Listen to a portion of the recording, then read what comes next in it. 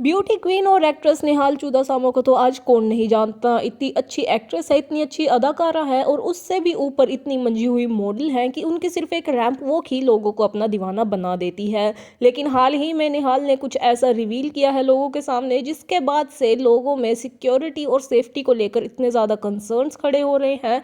और उसके बाद लोगों को ये लग रहा है कि अगर इनके साथ ऐसा हो सकता है तो अब यकीन करें तो किस पर करें, क्योंकि अगर इतनी बड़ी बात एक इतनी बड़ी एक्ट्रेस और ब्यूटी क्वीन मॉडल के साथ हो रही है तो हमारे जैसे आम लोगों का ऐसे में क्या होगा, क्योंकि उन्होंने कुछ बात ही ऐसी लोगों के सामने रखी है। आपको बता दें कि हाल ही में उन्होंने अपने इंस्टाग्राम पर एक पोस्ट डाली है जिसके जरिए उन्होंने अपने ऊपर हुए फिजिकल असोल्ट के बारे में बताया है। जी हाँ, एक बहुत बड़ा फिजिकल असोल्ट उन पर किया गया था।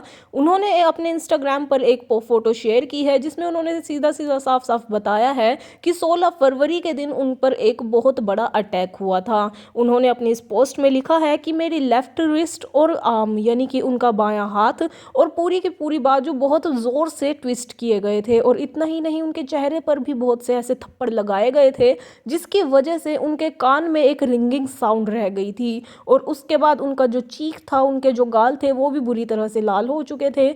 और उन्हें इतनी ज़ोर से थ्रैश किया गया था, पकड़ पकड़ कर फेंका गया था। इस वजह से उनकी बॉडी पर बहुत सारे ऐसे ब्रूज, बहुत सारी ऐसी चोटें आई थी। और इतना ही नहीं, यहाँ पर बात ख़त्म नहीं होती है, क्योंकि इसके बाद आता है सबसे बुरा सीन।